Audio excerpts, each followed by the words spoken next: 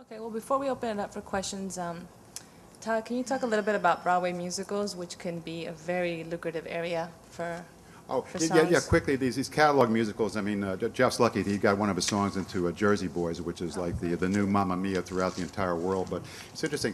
Those deals they come in various forms. One is the Dramatists Guild contract. If you're interested in this field, go to that contract. It's very good. It gives the guidelines for all sorts of things. But it's 4.5%. They have a lot of figures leading up to before the thing goes to Broadway, but it's basically 4.5% of the box office gross. Pre-recoupment goes to the librettist, the composer, and the lyricist. So you got three parties sharing in 4.5% of the box office gross. Once the show recoups, you've got those three parties sharing 6% of the gross. So you know a lot of these Broadway shows are making $1 million, $1.7 million, $1.6 million a week just in Broadway alone. You start taking 6% of that being shared by the librettist, who, as we all know, is a book writer, right? And the composer and the lyricist. There's an awful lot of money to be made in this field. There are some for these catalog song musicals. A lot of them are really terrible. The Lennon ones and the Boy George and some of those shows that they've not done well. But the ones that do well, you can make a fortune. Why don't you go through like a Jersey Boys situation? Yeah, and that situation is, as I said, I mean, if you get a song in one of these things and the show's a hit, I mean, we had one of our writers from England co-wrote a lot of Boy George's hits, and we were, the show with Boy George in New York, which Rosie O'Donnell, I think, put $10 million in. Oh, it was called Taboo, which was not successful. But, there was the Elvis Presley musical, which was not that successful on Broadway, but is doing very well in touring in colleges, et cetera. But Jersey Boys, most of these shows go into a royalty pool situation, which is a variation of the Dramatists Guild contract. But basically, what it says is that you take the revenue for a show, the box office receipts.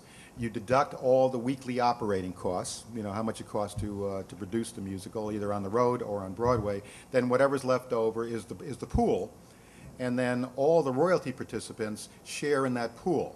I'll give you a range for the music and the lyrics could be in the area of anywhere from 4% to 7% of that particular royalty pool, and that's shared by all the songs in the show.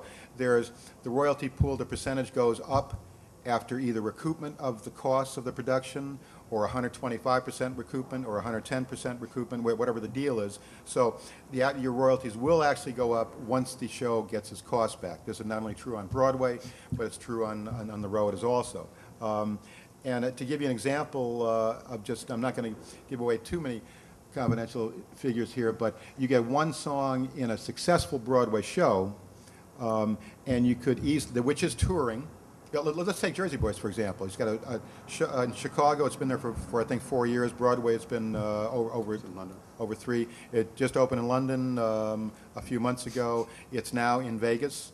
It's also got a national tour, which is still hitting cities.